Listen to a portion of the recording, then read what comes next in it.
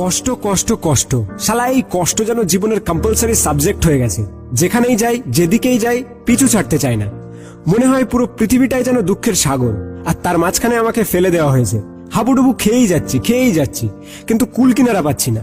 ভাবি এটা করার পরে মনে হয় আর দুঃখ কষ্ট থাকবে না, শালা তাও আমার পিছু ছাড়ে না। কোনো না কোনো উপায়ে ঠিক চলেই আসে।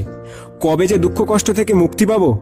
আমার বন্ধু বান্ধব, আমার রিলেটিভ, আমার আশেপাশের লোক সবাই কত আনন্দে আছে, কত সুখে আছে।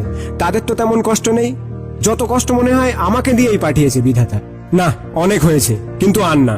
মুক্তির পথ আমি বেছে নিয়েছি। হয় বাড়ি থেকে চলে যাব, না হয় আত্মহত্যা করব। মুক্তি পাবো এই স্বার্থপর দুনিয়া থেকে। শেষ করে দেবো নিজের জীবনকে। আব্বে তুই তো একটা ছাগল রে। তুই জীবনের অর্থ বুঝিস? জানিস জীবন কি? তুই কি ভাবিস কষ্ট তোর জীবনে একা আছে আর 700 কোটি মানুষ কি খুব সুখে আছে?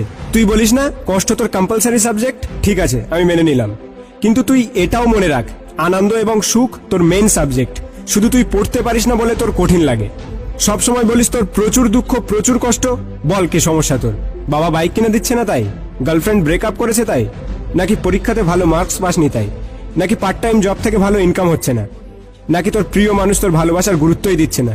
নাকি ডিএসএলআর কিনতে পারছিস না তাই? দেখ, এগুলো কোনো কষ্টের মধ্যে পড়ে না। আমি তো বলবো তুই সব থেকে সুখে আছিস। আসলে সমস্যা এই পৃথিবী বা এই সমাজের নয়, সমস্যা তোর নিজের। একটু চোখ খুলে দেখ কত লোক তোর থেকে কত কষ্টে, কত যন্ত্রণায় জীবনের সাথে যুদ্ধ করে যাচ্ছে। আরে তোর তো ফুটপাতে শুতে হয় না, বা ডাস্টবিনের খাবার খেতে হয় না, বা সকাল থেকে রাত পর্যন্ত কুত্তার মতো কাজ করতে হয় না। তাহলে তুই বলছিস কিভাবে যে তুই সব থেকে কষ্টে আছিস? দেখ, সবার জীবনে কষ্ট থাকে, সবার জীবনে দুঃখ থাকে। তাই বলে জীবন যুদ্ধে হেরে গেলে হবে না। বিধাতা কাউকে দুর্ভাগ্য দিয়ে পাঠায় না। দুর্ভাগ্যের কারণ আমরা নিজেরাই। যে কারণে তুই কষ্ট পাচ্ছিস, আগে সেই কারণটাকে খুঁজে বের কর।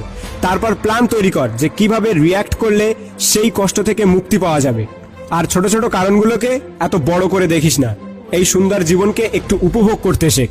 আর তুই বললি না যে আত্মহত্যা করবি, আমি তো খুঁজেই পেলাম না যে কি কারণে তুই আত্মহত্যা করবি। দেখ ভাই, যাদের মাথা খারাপ, যারা পাগল, যারা ভীতু, তারা এইসব ধরনের কথা বলে। তুই নিশ্চয় পাগল বা ভীতু না। তাহলে কেন ভাই?